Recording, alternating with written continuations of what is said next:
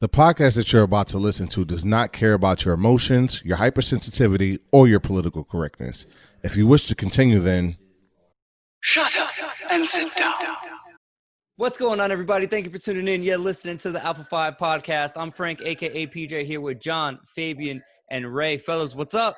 What's going on? what's poppin', my guy? I missed you guys. I feel like the survivor of a hurricane from this past week. Yeah, I know, man. It sucks because it kind of fucked up all of the things in the northeast region of America that we needed to do, like a podcast. Yeah, I mean, like, I didn't have power for 2 days. I didn't know what to do with myself. Felt a little awkward. And, like, Yeah, I'm saying this with Ray here, and, like, you know, him being out in Puerto Yeah, Rico. I was about to actually say, yeah, that happens when a bird shits down the wires over here. Oh man, I can't understand any of your struggles because I've had internet and electricity the entire time. Enjoy the project, guys. Nah, man, it wasn't. Damn. That's my phrase when I say enjoy the struggle. Enjoy the projects, my nigga, and enjoy it. I'm saying, like, raise out in an area that hasn't had fucking but that's power not, for like. You're in America, you should have power at all times. Enjoy the projects. Well, yeah. So dealing with that today was fucking hot as hell, like OD hot. I tried to do some weed whacking. Nah, I wasn't about it. Ray, I don't know how you deal with this shit with natural disasters and fucking heat and humidity and fuck that shit. I can't wait till this weekend. Supposedly it's gonna be in like the 70s. I'm about it. I'm not I ready. live 10 minutes away from the beach, so you know what? I don't feel bad anymore about complaining. I just kind of want to say, go fuck yourself now. But it's cool. I get it. It's all right. Word. So, you know, we were talking after our last pod, and we've all found it real interesting how relatable we are growing up as Black men in well, quote unquote, you know, as minorities and whatnot. But it really got us talking also about our differences and our different upbringings. And that's really what we wanted to bring to the forefront in this pod. Because we're all real, like, interesting. It's probably the best way to say that. It's a good word for saying weird. Interesting. Yeah. All right. But no. In all seriousness, we all have our individual situations that kind of made us who we are, just like everybody. And we wanted to kind of touch into those because I'm sure they're relatable, right, to a lot of people listening. Who wants to lead this off? Because I know a lot of shit, but I'll do it. I'll do it. Go ahead, John. I mean, just in general, everybody is raised differently, but I guess speaking to my own experience, I feel like mine's is a little bit more unique. I have a dad that fought in the Vietnam War. He did 2 tours, Purple Heart, PTSD, 100% disabled, the whole fucking shebang. And also 2 Purple Hearts, bro. No, he got 1 Purple Heart. 1 Purple Heart. And but he's still, that didn't give him his 100% disability. It was that on top of the PTSD. Yeah. 100%. Before it was I want to say it was in the 60s. That's crazy. Which even because what had happened was I feel like Purple Heart should be immediate almost. Right. Well, a landmine blew up next to him and all of the shrapnel and all of the shit went into his legs. Fucked him up. That was during his second tour. So at that point, he was 60% around. I want to say like 64%. And in 2000, we found out that he had PTSD. So that gave him the rest of the percentage. And then we had to like sit down with a bunch of hold on. You didn't find out he had PTSD until after? Like after he was The thing is, because I feel like PTSD is a relatively new term, right? So about 16 years old, I had to sit in a big ass circle with a bunch of doctors and my entire family, my 5 siblings and my 2 parents. And they pretty much told us that my dad has PTSD and he passed it down to us. What? Not genetically. But through your upbringing. Behaviorally. Yeah. So a lot of the things that we saw from him when he's short fused and very intense at times, Interesting. we picked it up through watching that behavior. And Mm. y'all know me, right? A lot of me comes from how I was talked to and treated as young. And I'm not blaming my dad because that's a war. Mm-hmm.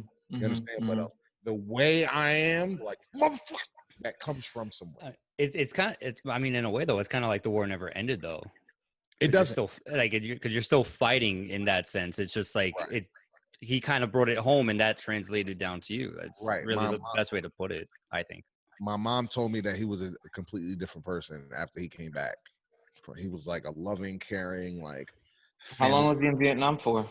He was in, I think he was there for about 2 years, I want to say, Oh. which is a long time in the jungle where you're not, you know what I mean? And he had told us one story about his platoon. His captain was like, charge, and they were going to go fight some, guerrillas or whatever. And the captain jumped on top of a tank and was like, charge these motherfuckers.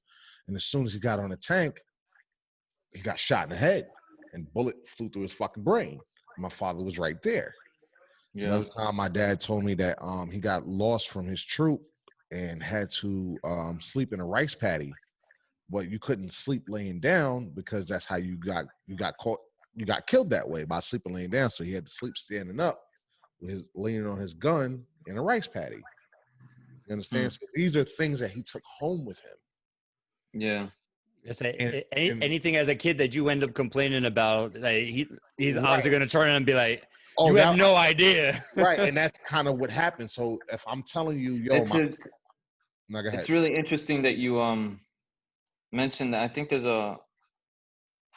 you said that he brought that home. There's like a PTSD poem that's called Things I Carry. I forget who wrote it, but it goes along with those things. I just wanted to say that real quick. Yeah. Well, my uncle, he died right after my dad came home from Vietnam. And then, like, I want to say a day or a week later, my grandfather died.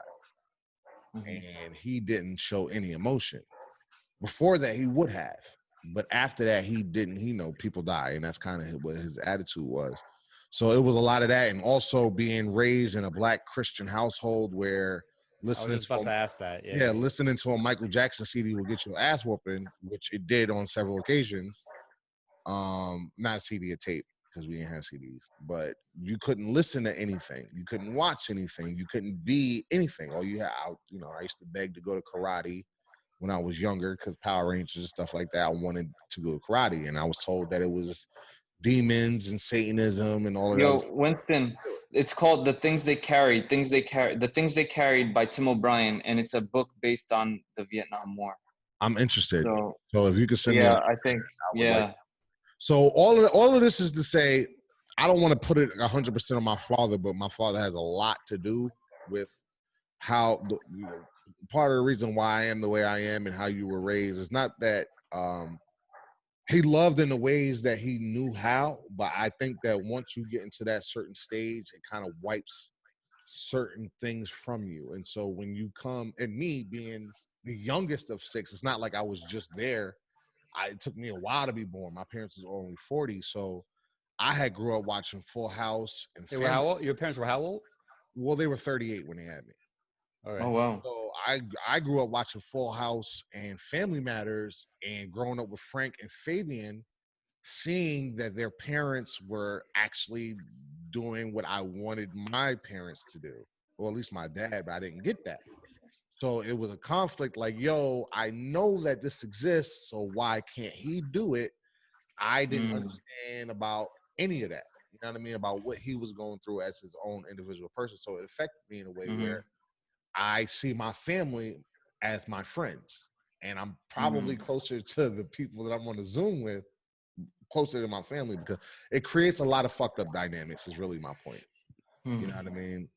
John, do you think being a Black man coming back from war inhibited him from being able to like connect with what he was dealing with? Because back then, like it was just different. Like a Black man had to be a different type of symbol, I guess is. Well, I don't know if my father fed into that, because what he did was he was looking for a way out of his fucked up situation, and that he wasn't drafted, because that was the last time the United States had a draft because of the Vietnam War. He wasn't drafted. He volunteered, and because he volunteered, his little brother followed him, my Uncle Ennis. Okay. My father warned him, don't do it, but he did it anyway. So I don't think my father did it for... My parents are kind of oblivious to that, even though the racism existed. I don't know if they really realized what was going on. My father said racism didn't exist in the military at that time, because when you have bullets flying at you, it doesn't matter if you're black or white or anything. You just fighting for the people that's fighting for you. Right. As for what he when he came home to, I'm sure he had to deal with it, but I'm not sure he was aware that he was dealing with it at a time, because his mind was still in that jungle. He wound up, a lot of fucked up. He wound up, Ray, I don't know if you're familiar, but Agent Orange. Yeah. So he had inhaled Agent Orange, and my oldest sister, she has Down syndrome. Directly because of that, like 100%. They thought the rest of us was gonna have something wrong with us too, and we do, but not as severe. Chemically, though, like, yeah, I know it's funny. It's funny to say on the outlet because I said it funnily, but it's like, no, yeah, that's the doctors really thought it was gonna be something wrong with all of us because of this fucking thing that they put in the jungle to kill the pesticides and stuff like that. So I don't know if my father came back even thinking about racism because of what he dealt with. You know what I'm saying? Right. So I don't know where his mindset was. It was trivial at that point. Like, right. The only thing I can really speak to is the amount of lockdown that I had in my life it was huge. And it kind of made me the person now that you can't tell me nothing, because all I have had was somebody telling me something. You know what I mean? So it really...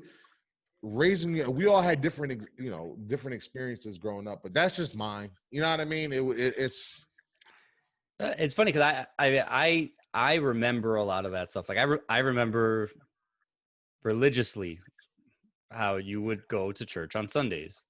Like it would just like right, you hated every second of it, and I remember the first time you didn't, and how weird and awkward it was, because like. But I also remember the conflict that you were feeling at the time, because like I'm not where I'm supposed to be, where I'm supposed to be, where my mind is telling me I'm supposed to be. And I remember that was hard, because that was like the first time that you were like, no, I don't want to do that, and like kind of coming into your own. The first time I told my parents I didn't want to go to church no more, they beat the shit out of me. And I'm talking about they beat the shit out of me. I remember that. I wasn't going to say that. Yeah, no, that's fine. My parents, my dad stripped my ass naked. Wow, man. How old are you? I want to say I was 15 or 16. Stripped my ass naked.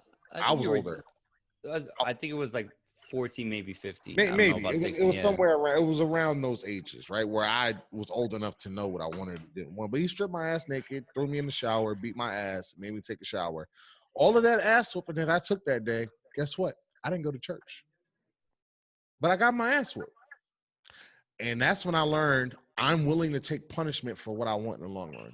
For what you believe in, yeah. Yep. That's when I learned that.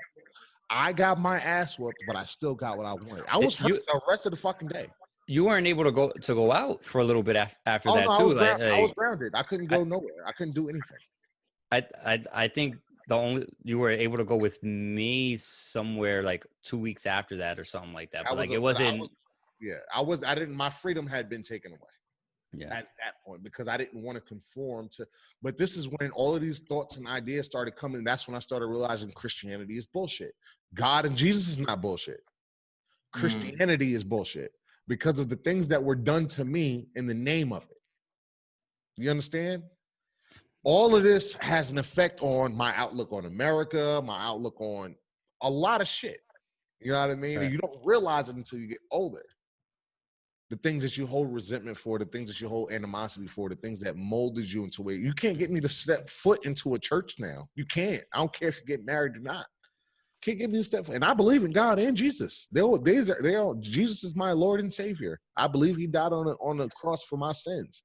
But you can't get me to go back in the church because I know what that church represents to me: pain. So that's intense. No, I mean it's got to be like that for a lot of people. No, without a doubt, it's funny because him saying that, it just makes so much sense with a lot of people. I mean, just in different ways, but I've heard stories of just stuff that's happened to them, or reasons why their parents did certain things, or why they did certain things, and they did it for the wrong reasons, but in the name of Christianity. So it's pretty interesting that that's the case. I feel like at some point, everyone probably runs into a situation where, they feel a sense of hypocrisy towards religion. Mm-hmm. I've dealt with that too, which has led me down a path, and how everyone responds to it is probably different. But I think at some point everybody deals with that, like that decision. You know what I mean? Like, how are they going to respond to that hypocritical person? On that, and obviously for you made your choices. Yeah, I mean, and I saw, again, I love my parents. It was probably abuse, but I'm not gonna call it that. I just call it, because I wasn't a perfect kid. I did a lot of shit. I didn't do too much shit, but I did shit. You know what I mean? But I feel like my parents were guided by how they were raised by their parents, and you only know what you know. And I still have some semblance of my dad in me when I'm raising my kids. I try not to, but it's a I don't want to say genetic, but you pass it on to your kids. There's a lot of, it's what you know. Certain things were effective in making you. I mean, right. And so now this is why I have trust issues with family members and friends. I don't trust anybody. I don't believe anybody. I'm just like emotionally to myself. And this is, it all goes back to how your upbringing is. You know what I mean? You see what you see, you recognize what you recognize, and you can't really turn that off once the light has been turned on. Yeah. Right. I get it. I mean, I'm kind of like on the opposite of you.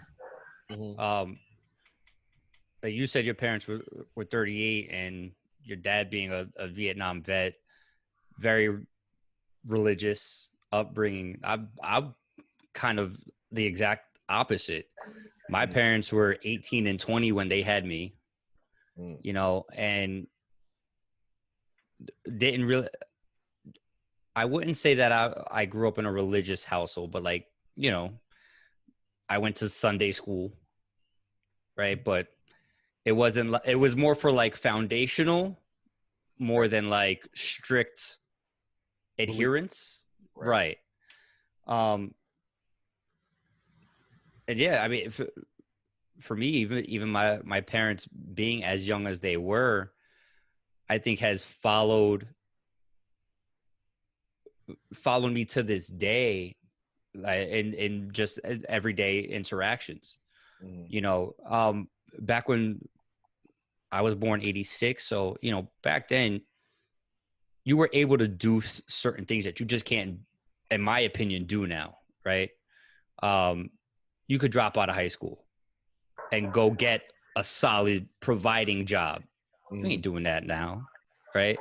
My mother was able to she graduated and was able to do some college while I was, around. But my parents busted their ass to be able to provide and do the things that they needed to do, but the accessibility to certain things was greater. I feel like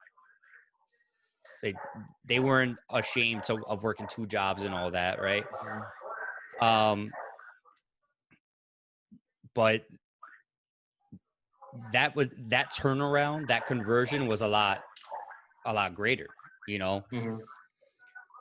And then you kind of fast forward now, where I'm 34 now, but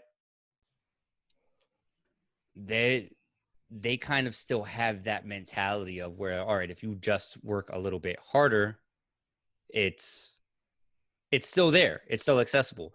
Where, in my opinion, like, you know, now you can work as hard as they did before, and you're still not going to get that outcome. And I don't think they completely grasp that. Mm-hmm. And that's kind of a fight. But I was real fortunate with how young they were, because I was able to do things with my parents that I think a lot of people who have older parents can't, like go places with them, and they have a certain amount of energy to do things. Mm-hmm. You know, I was in my late 20s, early 30s, like I'm hitting the club with my parents. And it was like, at first it was kind of weird. Mm-hmm.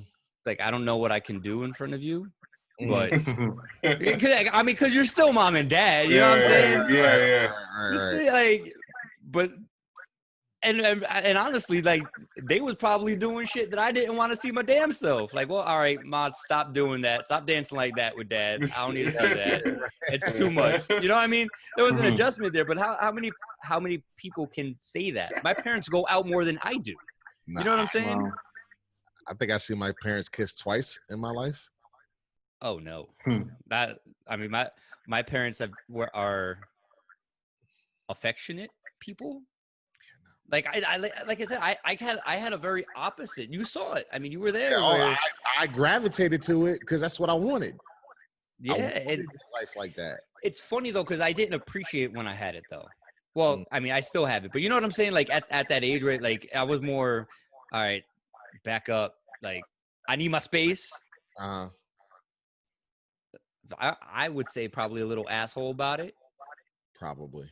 But again, not appreciating Yeah, man, I wish what I had with that. And again, even in just the youth, appreciating the youth, you know, it really affected the things I was able to learn from my father. The thing, him more specifically, I think, because, you know, being a boy, that's where I gravitated more, right? I took life lessons from Dad. Mm-hmm.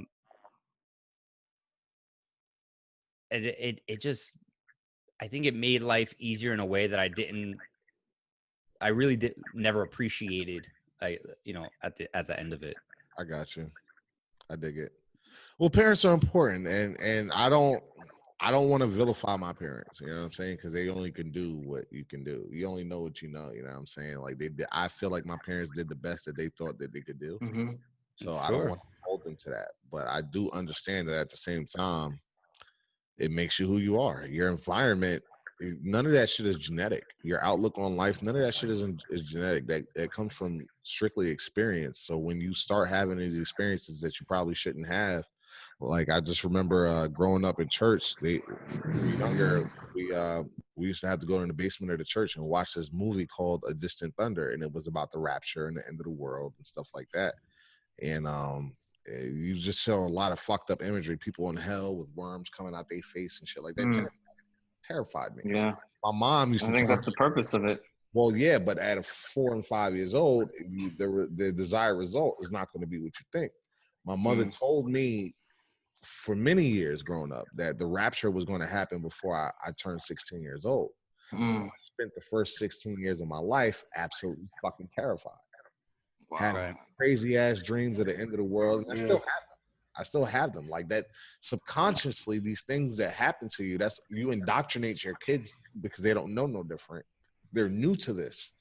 So anything you tell them, they're gonna think it's true.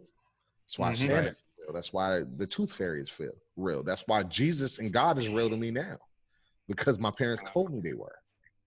And I've experienced, you know, I have my own experiences and stuff like that. But yeah, the amount of power that your parents have, they don't realize.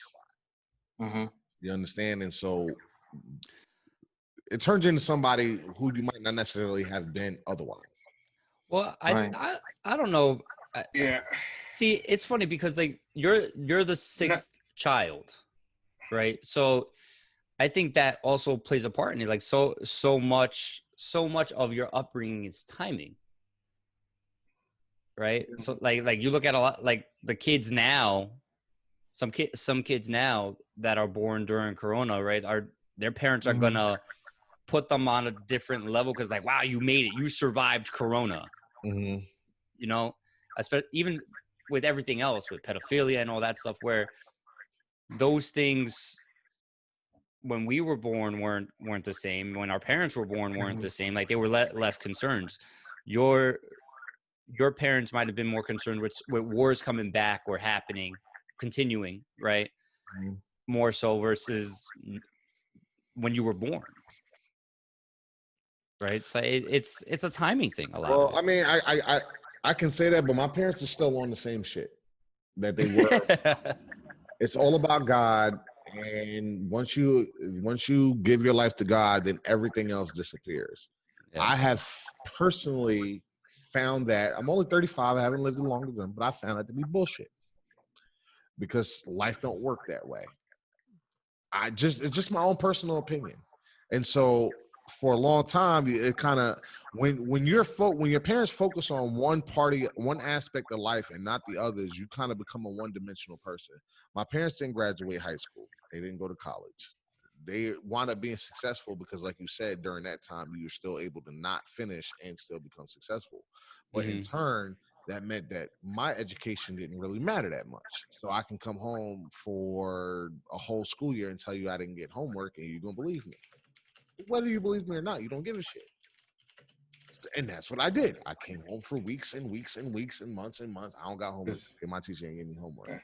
And I failed every fucking class possible. It's by the grace of God that I graduated high school. Not because I'm dumb, but because what was emphasized at home was only getting to heaven. That's all that mattered. And I don't know how to balance a checkbook. Don't know shit about taxes. Don't know. Not to say I can't learn now, but you get my point. But I can tell you how to get to heaven. I can go into a God conversation with you. I'm gonna be right because that's what I was taught. You got to have a tie on. You got to have a belt on. I remember my first day of second grade, I got my ass beat in school because my father made me go to school with suit and tie. Not realizing this is 1993 and that's not what kids do. So I got made fun of and they beat the shit out of me. Right. This is what happens when you. How old are you? That was 9th grade? No, that was second grade. Second grade, you went to school with a suit and tie? Yeah, I got the shit beat out of me too. I lived in Spring Valley. I don't think it should. It's messed up that happened, that you had to get beat up because of what you wore, but that shouldn't mean that, that's the cause of. Yeah, but I begged not to go to school like that. I begged. Oh, you begged not to go to school like that? I knew what was going to happen to me because I'm in there. I'm in the school. I know how kids treat kids. I'm there. Where was that? Where? Spring Valley. Here in New York? Yeah, of course there was a bunch of black kids that jumped me. Of course. I didn't expect different. I wasn't. And what happened when you got home? Nothing. They ain't send me to school in the same clothes the next day, but it wasn't like they went and go defend my honor and shit like that, because that's in their mind, that's just how shit goes. And so there's a lot of, when you allow your child to experience certain things and in your defenses, you need to man up. Like, you allow a lot of shit to slip through the cracks. And I'm a broken person. I'm not going to just blame it on my parents, but what I can say is that my thought process comes directly from what I was taught earlier. Do you feel like if your parents were like, I know Frank said like, oh, you mentioned something about being one-dimensional, that you didn't know how to balance a checkbook or anything like that. But if your parents, because they wanted to implement your salvation, they wanted to know that you knew how to be a righteous person, right? So if they were able to implement those worldly things, because you're still living in the world, do you think that would have helped your upbringing? I mean, I get the logic behind what they were doing, but you didn't teach me anything else. I'm 6'4" and only was able to make a basketball team because I paid for it to get on the team. You understand? If I told you I wanted basketball, that was the devil. I told you I wanted karate, that was the devil. I told you I wanted to do X, Y, and Z, the devil. So that's what the reasoning was for a lot of your things? All of it. Because if I did karate, then I'm gonna meditate, and it's talking to Satan. And so. But what about your other brothers and sisters? None of us was allowed to do anything. We was all the same. I'm the one that had the most freedom. Yeah. I was the first person to ever have somebody sleep at my house. I was the first person to ever be allowed to sleep at somebody's house. And you're looking at the guy right there, Frank. None of these things happened before me. It took my parents to trust Frank and Frank's parents for them to allow me to do anything. Wow, man. Mind you, our parents probably have spoken less than a handful of times in the 22 plus years that we've known each other. Yeah, it's been a couple. My parents have never spoken. No, maybe once to his father. Dad spoke to my dad. I got a question. Our moms man. definitely talked. It's probably when they picked you up to drop you off, like for a split second, like they're outside. Yeah, but it was like, oh hey, how's it going? I'm bringing my son here. Okay. But again, everything was tied around religion when I was growing up. So how did your grandparents raise your parents? I don't know. My grandfather, who fought in World War II, he wasn't in my father's life. My father's father, my grandmother, his father was a bitch. She was the worst. My mother's mother, that was the only grandparent I really considered a grandparent. So what brought your parents to be so religious? Well, my mother just followed my father. It was God. What made your dad then? You think it was the war? Or was he like that before war? He wasn't like that before war. It was after the war. I honestly don't know. War does things to people. Yeah, you're talking about late 60s. So I don't know, he's probably tired of the life that he was living, but you still you.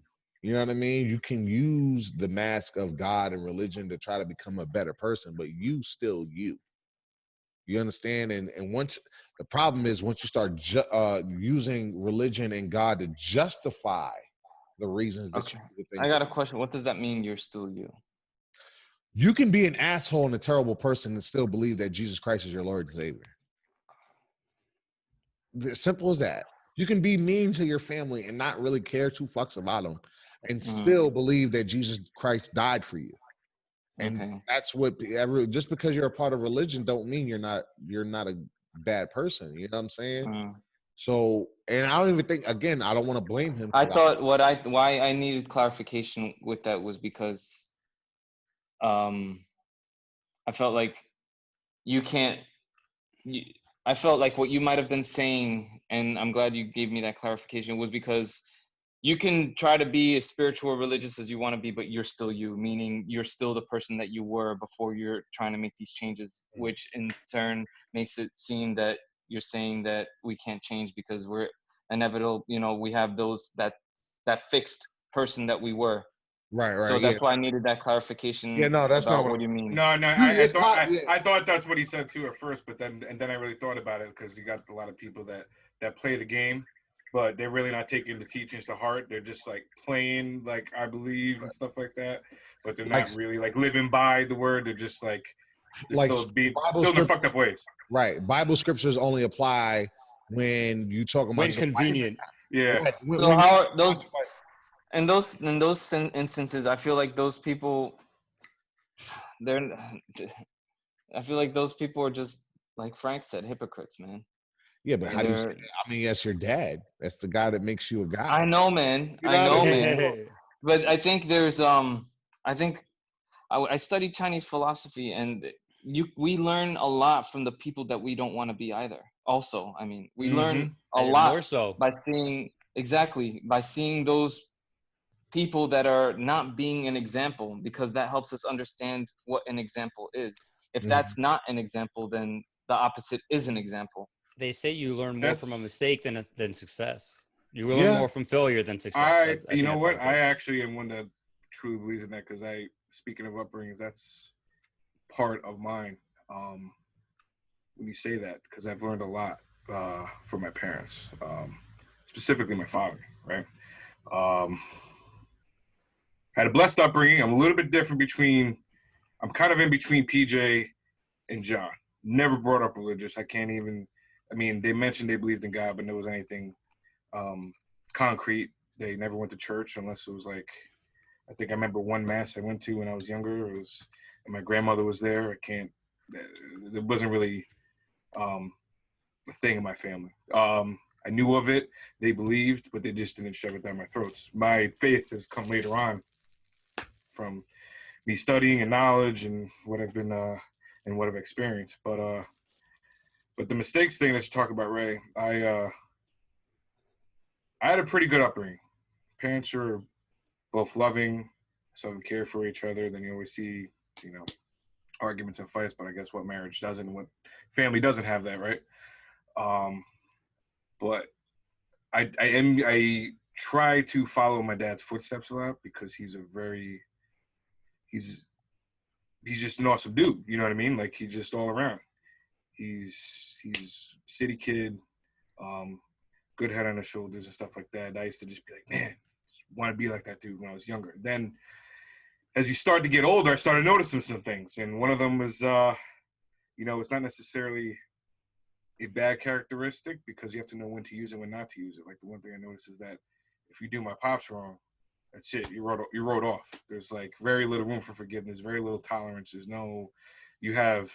almost no coming back. Sorry is almost not even going to cut it. Like, you'd be lucky if it does. As he gotten older, he's been more, open to that. And that's one thing I've tried to not be like, you almost got to know when to cut this person off, but you also need to know when to forgive, because not everything is what it seems. I mean, once you get something stuck in your head, you get something stuck in his head, it's a wrap, it's over for you. Even if perceptions, it might point that way, but that's not really the whole truth. But I try to take a step back, and that's the one thing I try not to do, and give people the benefit of the doubt, because that could definitely ruin relationships. He probably knows there's probably something that he's been through that he freaking, he made a mistake and they never did wrong, but it's the parents receiving, or something he felt slighted in some way and done, and I try not to do that with my friends, try not to do that with family, unless it's really deserving, So I try to take the good stuff from what he's taught me and go further with it. And that's one of the things that I've learned to do. And some of those things actually we probably still argue about sometimes. I'm like, are you sure? Did you really think about it? Maybe it didn't happen that way. And then sometimes I'm right. Sometimes he was right, But in terms of mistakes, like you said, that's what I do try to learn from, because my parents were great people and I loved them to death, and they did right by me and did the best they could. But as you get older, you start to see the faults in your parents, and you start to mature and realize, okay, maybe you shouldn't take that stubborn attitude with everything, or maybe you should see things a little bit differently, Yeah. Sometimes that's like a parent thing too, though, just in general, not necessarily towards other people, but just their stubbornness when they deal with their kids, especially, right? Like, one thing that I always fought with, but mostly with my mother, was like, my parents raised me to question, I feel, right? Always. So, but they never liked it when I questioned them, which is kind of like, yeah, right. But you can't raise somebody to want to know, to ask why, and then when they ask you why, yes, the fuck you can. Like, I'll teach you why. That used to be like my mother's response too. Is like, well, why do I got to do that? Well, because I told why? And that would be the end when she didn't have any more fake answers. Because I told you so. That's it. Just go do it. Yeah. Why can't I ever just get an okay, mom? She still says that shit sometimes. You are so lucky. Like, I got my ass beat. Why can't she get an okay? Well, it's not that you can't. It's that, like, I'm trying to understand, because especially if you're like, if you want something done and it's not like urgent, other than the fact that you want it to be urgent, like that, like, help me to understand why this is so important to do right this second. That's all. That's you are so lucky. If I asked my parents why they told me to do something, or if I said no to them, I got the shit beat out of me, bro. I never really said no. Why I gotta do it? Why David ain't boop? But see, I didn't have siblings either, at least that were capable of doing instead of me. You know what I'm saying? So I ask why anything other than the normal, like, why is the sky blue? But if I question why they telling me to do something, yeah, that was ass whooping. You get on that, PJ. The sibling for PJ, you know you're out there, you know how much work you have to do, going to his house to help clean up, to hang out, that you could be doing. Why couldn't you be born earlier? Bro, dude. I don't want to talk about it. If anybody's labored at PJ's house, you're looking at this guy. After leaving my house to labor, going to his house to labor, oh man, good time. But you also broke things, so you know what I mean. You got to make up for it. I don't think I broke more than I labored. I don't know. I don't know how that equates to. We're gonna have to get them to calculate that up one day. Yeah, they can remember everything. Hey, Candy, Frankie, send me the bill. I'm saying I got you. As long as it's not over 300. Babe, what's something that you think you went through or had to deal with, like in your upbringing, that the other three of us haven't had to encounter really? Can you think of anything specific? I'm trying to think. Nothing specific per se. It's just I feel like he's had more pressure. It's more of my My family's very hard individuals. I mean, even my mom's would just be like, just go F yourself if you take it the wrong way. So, they're very but also great people. Like, so I'm kind of blessed because in a way I try to not be. I stand on my own, but as a kid I wasn't very much like that. As a young kid too. At one point, there was a kid that was bullying me, and I just couldn't grasp the concept of like just defending myself. It was in it was like I think it was like I think it was actually it was first grade. Yeah, first grade. And I told my folks about it instead of doing something myself about it. And they're like, "What?" Brought me over there, forced me into an altercation. You better hold your own, And at first that scared me as a kid, you know what I mean? And some people see that as child abuse like nowadays, but I understood why they did it. I just felt like it was maybe a little too much for that young. I mean, maybe as a teenager, you kind of like develop some sort of sense of like self-preservation or whatever. But as a kid, I just wanted to play my G.I. Joes. I don't know why this kid was being mean to me. You know what I mean? Like, so I was put into a situation where I had to force to defend myself. And I cried. It bothered the shit out of me. From what I can remember too, actually, not for nothing, John kind of hit on something. I remember you always, but your family always putting the best foot forward, like in their presentation, and like that carrying over to everybody. Like I remember your dad always. Like, no, you got to shower before you go out, cologne, brush your teeth. You always have to be presentable. And like, I can see that as a pressure. So I don't know if you felt like that going through it, but like, I don't think I dealt with that. Like I could walk around or go out in my sweats and not have to worry about like somebody saying something to me. I don't really know if you ever. You know what? That's funny to say that, because that was always a comment that people made. My family always dressed to the nines. They just really took a lot of pride in their appearance. And like John said, a lot of that was based upon what their parents taught them. You know what I mean? Even when they were growing up. So they passed that down to me. I think my pops told me he learned from his pops, you ain't a man if you're not wearing a belt. Well, amongst other things. He also told me a million times growing up. Oh, all right, because our parents are around the same age. It was the weirdest thing. And I'm still trying to understand that concept. I'm like, so if I don't wear a belt, I'm basically not a dude. I don't understand that, because sometimes I don't, and I feel like naked without it. Toxic ass masculinity, bro. But and then there's other things like that. Just getting back to the pressure part. I never saw it as pressure until maybe I got actually it wasn't until late. It was older, because I was like, fuck, I don't feel like I just want to wear this or whatever. Like, damn, look presentable, and it's like make guilt you, like that kind of pressure, like that. Yeah. But he wouldn't be like, you're gonna do it. Like it was more like. That's the disappointment look. You know what I mean? Like, I'm disgusted in you. And I'll feel bad about it, but I'll still go play my Super Nintendo after, But I'll like wash my guilt away with that. But it was but as a kid, I was growing up. Like right now, I don't see any.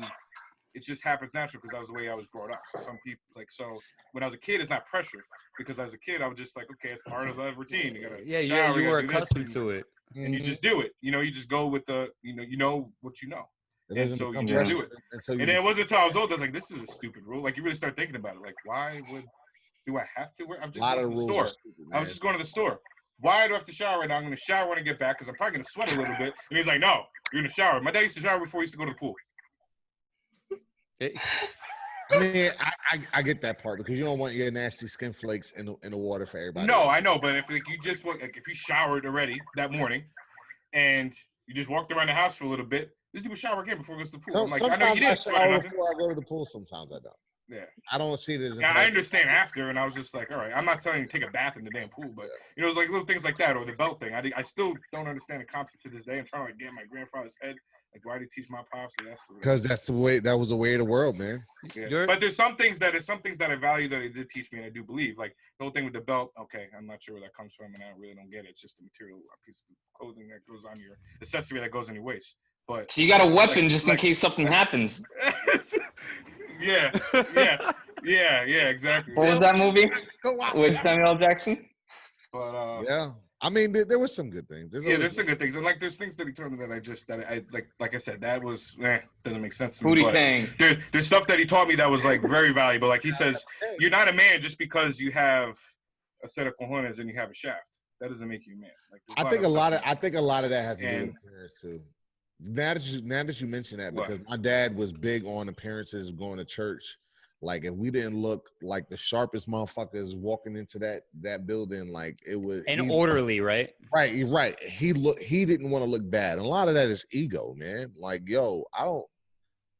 But it forced me. I mean, there's certain things that he did that made me better. Like I'm never going to be late for a meeting in my life because I am taught that on time is 15 minutes early. That comes from the military. That is super useful in my everyday life. Certain things that I probably lost respect for because it was like pushed down your throat. So there's a balance. No parent has a manual, and each of us are different. So it kind of, there's a lot of factors. I ain't gonna just put it on my parent. I put it on my siblings too because I don't have the amount. There's a ton of shit. You know what I'm saying? I'm the puncher. I told my sister this the other day. Like I'm number 6 out of 6. So I was out the womb being niggas punching bags, and that's what I was up until about 16 or 17 when I was big enough to punch back. But you all of these things, your upbringing, they all contribute to your outlook on life. You know what I mean? And how you kind of perceive things. And it's not all your fault. It's not all their fault, but it's an amalgamation. It is literally everything because y'all don't know what it's like to have a shit ton of siblings, having to wear somebody's clothes to go to school. Those are your new school clothes or somebody else's clothes. Y'all don't know what that's like. You know what I mean? Even if you have a siblings, both PJ and Fabi, I got sisters, little sisters. You know what I'm saying? So it's not. What is right? All y'all ain't have to share shit. I got 3 older brothers. That's all I had to share. I'm talking about clothes. It would have been hard for you. You're 10 years apart. Yeah. I am. I mean, Fabian's a lot closer in age than I was. I'm 4 years. Oh, so I think Ray too. I remember 4 years. Yeah. I remember them sharing a room, and whenever I slept over, like we had a like somebody went and stood in the other room. Floor out. I remember those days. Floor, go somewhere. Like go away. Yeah. We're playing Halo. I remember those days, man. Yeah. Bye, Floor. Yeah, bye. But it's funny because so you, John, and Fabian both had that I guess that ego aspect, for lack of a way of saying it. Like that's why, at least that's how John referred to it, involved. I never really experienced it with you as much though, John, as I did with Fabian, because like I used to feel like I had to get dressed up if I was going out with them. You know what I'm saying? Like I felt underdressed. Right. It was only on Sundays. It was only on Sundays. And like I remember hanging out with Fabian and like us playing video games or whatever the case may be, right? And like getting ready to go out, and I remember him, Fabe, get ready, Fabian, let's go, get your stuff together. And my man would like transform. He about to get fly. You know what I'm saying? But then when we went places though, like Ruben also, I feel like made it a point that Fabian properly introduced himself, that he made his appearance known in a way. You know what I'm saying? That was a pressure. Pressure. I don't feel I ever had to deal with. And Ruben's also in a different level publicly, I guess, the right way to say that, in terms of who he knows and whatnot. So, but I feel like he put that on Fabian as well, and not just a pressure aspect, like a good life lesson though that I never feel I had to deal with to that degree. So like Fabian carries a certain amount of a different kind of confidence in those situations. I think that I don't even think he realizes he has. Like, I think it's just ingrained there at this point. You are at this point, yeah. Right. So it's interesting to what about it doesn't Ray? pop out. I want to hear about Ray. Ray's been quiet this whole time. I haven't been quiet the whole time. Letting y'all go and express yourself. I want to hear about your upbringing, because I know least about yours. I've experienced the other two's personally. I was born an adult. No, I'm just fine. I can tell by the beard, bro. Well, too perfect. For the most of my life, I was raised by a single mom. I used to blame myself for their split. I used to blame myself for their divorce because my father took me to meet his mistress one time. I remember it was in Brooklyn. It was by like a warehouse and whatnot. Remember that day clearly. Probably because I repeated it and kind of blamed myself for a certain amount of years.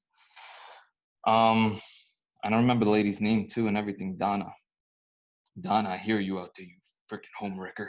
Sounds like a hoe. That is. I was talking shit. She sounded like she trifling. So I remember that night, or it was maybe a few nights, I don't remember, but I know that after I met her, I didn't even want to meet her. I wanted to stay in the car. I was 4 years old. My sister was just born. And it was in Brooklyn. I had to go on the sidewalk. It was like one of those stone, those kind of brownstones, but not necessarily brownstones, but those kind of, homes in the, yeah. I walked up the stairs and met her, and he introduced me and whatever. And after that, I told my mom that he was seeing somebody. And then after that, I was shortly sent to Puerto Rico with my grandparents so that we can, so my grandparents could raise us. And then like after that, I really didn't see my father anymore until I was older. Wow. How old were you when you saw him again? I think I saw him again when I was like 8 or 9 years old for the first time. Well, so like probably we made like little appearances here and there, like when my grandfather died, because my grandfather ended up being my father figure up until he passed away, and he passed away when I was 8. So 4 years, my grandfather was raising me. So wow. Your grandfather on your mom's side? Yeah, from my mom's side. I still don't even have a relationship with my grandparents from my father's side. Wow. So, you think it affected you in any way? Yeah, it affected me growing up until I learned how to let go of that, how to let go of that guilt that I was carrying, and understand that it wasn't my fault, and forgive my father too, because dude was thinking with the wrong head, like a lot of us end up doing. He's no different. That's been the biggest revelation for me growing up, is that, this nigga was a guy that just got a girl pregnant, and I came. Like, he wasn't really, he was just trying to get a nut, bro. Like, and it happened. You know what I'm saying? And it's like, oops. So I blame my father for a lot, but as I get older, I try to take a lot of the blame off of him because I understand. Yeah. You know what I'm saying? I don't know if I can imagine not have had my dad. Not having a father. Yeah. I don't know why that was so hard. It's a scary thought. But yeah, like there's been times like, all right, like people come and go and pass and this, like, this and that. Like, I'm not, there's times that I'll think about, like, if he was to pass, right? Like, how hard that would be and how much that would hurt. And like, it hurts. So like, to me, for you to have gone through life so far and not having him accessible to you initially, and to be as good as you are, that's pretty fucking awesome on you and your mom. You're a strong motherfucker. Yeah, man. When did Maggie meet Joe? I'm sorry, PJ. When did Maggie meet Joe? That was early or that later? That was in 98. My mom married my stepdad in 98. So that was when I was starting 8th grade. Mm. 12 years old, roughly. Yeah, about 13. They were seeing each other a while before that too, and then I knew Joe maybe for kind of knew Joe maybe for a year before that. Oh wow! As much as but my mom really didn't bring my stepdad around much. Yeah. I think she learned her lesson. She didn't really want us to have any type of interaction with the men that she was trying to make, our stepfather. She had her experiences, and later on in life I found out what she had to go through, and man, I can't believe my mom went through all those things. Freaking guys, abusing and stuff like that, and just crazy shit. If I would have known, I probably wouldn't have done much growing up as a child, but knowing it now, it's a different story. But hats off to my mom, man. She did everything she could. Hats off to both of y'all, because as much as I talk shit about my pops, I don't know what I would be without him. I don't know if I would be better. Yeah. Whatever manhood I have, it ain't come from Gloria. You know what I'm saying? It came from him. So it's like, as much as I give him a hard time because he didn't really know how to show love the way I needed, he showed me this is the path to being a man, and this is what you need to do. This is what men need, and I needed that. You know what I'm saying? So props to you and your mom for getting through that without no dude. You know what I'm saying? Because I don't know if my mom could have did that. I don't think my mom, she couldn't have raised 4 boys to be men like how you are. You know what I'm saying? Yep. Facts. So she's strong, and you're strong. Thanks, bro. But my grandparents, up until my grandfather died, ended up taking the role while my mom was the breadwinner. My mom worked her ass off in the city while her 2 children were living in Puerto Rico, so she could provide for us. So props out to your whole fucking family dynamic then. I mean, to everybody, because listen, it takes a village. Yeah, and there's so many bad pathways that you could have gone, right? Like through that. If you look anywhere, how many fatherless homes that there are? No, that just turned out horrible. Probably be in jail, right? You're supposed to be in jail. Failing in jail. Statistically speaking, you were supposed to. Yeah. You know what I'm saying? So you overcame a lot of odds, man. Yeah. Yeah, man. That's great. I look at you as like one of those people. I don't hold many people on a pedestal, but I hold you on one. You know, yeah, bro. That's dope. That's dope, bro. Like all 3 of y'all, I hold on a certain. I have a level of regard, but that goes also into who raised you. You know what I'm saying? So it's a very it's very important to look at that. You know what I'm saying, and recognize where you can overcome and where you did overcome. Yeah, man. And yeah, it's crazy the turmoil that one can go through and really blossom from, though, at the same time. Pressure makes diamonds, right? Yeah. Shine bright like a diamond. Ain't that the truth? That's my book. Yeah, Shit. you're fucking right. Life lessons, but you know what? I gotta say this. I don't think it could have it any different. You know what I mean? I cannot say it, because it made me who I am today. And like I said, you learn from the mistakes, but I learned so much positive, like just life lessons.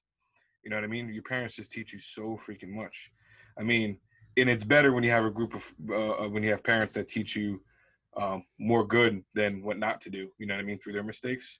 you know, because I know a lot of people out there don't have it as good as we do when it comes to their families, broken homes and stuff like that, you know. Yeah.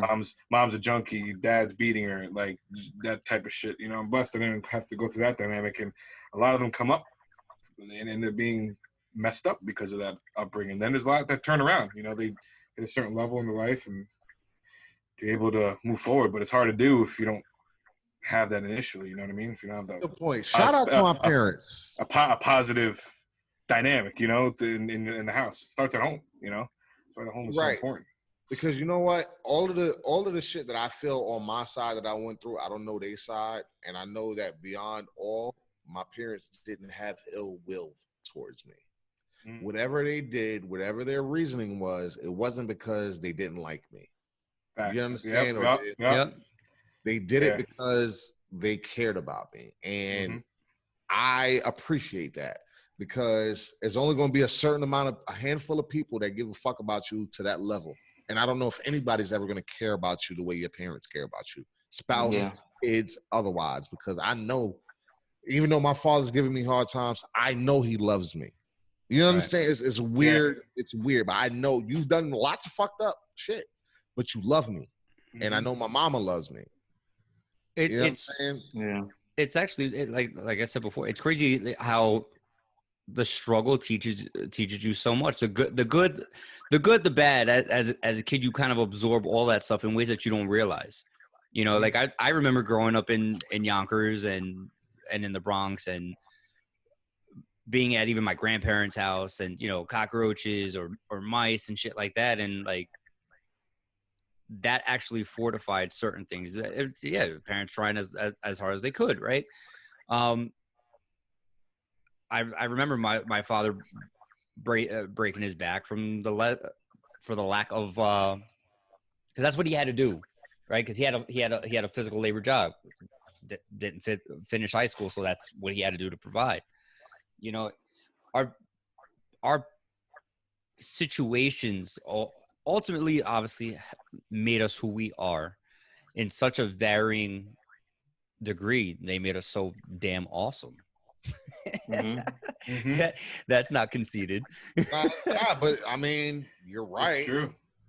Like, if anybody would have, like, I know a lot of people that look at us and they think we, you know, they have varying opinions, but I think we're all pretty good individuals, you know, and in our own ways, there's some stuff that we do different than others, but, you know, we, like you said, shout out to our fucking parents, because there is no way we would be where we are without them. No. I hope that people actually are able to take from this, though, too, like have the success that the things that they have learned themselves in their own situations, right? Because in the moment, it's very easy to look back on a lot sometimes and be like, how, you know, talk about how shitty it is, or how fucked up a certain situation might have been. But it all culminates to make you better, to make you who you are, and you pull a positive message from those bad things. So it's like everyone has that. Everyone is that awesome person. It's not just us. That's the thing, right? When you talk about how great you are, it doesn't have to be conceited. That's okay to say.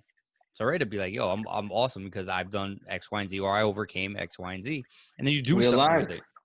Yeah, and you do something with it. Like the three of us are here talking about our fathers most of this episode, and our upbringing in your typical household.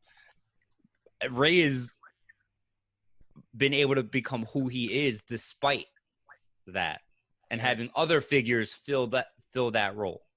You know, so I mean that's something in itself, and it's awesome. It's beautiful. There are lessons that you can take from all of this. You know what I'm saying? We all are molded by where we experiences. Yeah. You know what I'm saying? But it doesn't mean we should allow that our experiences to define us. Right. The dictate who we become and who we are.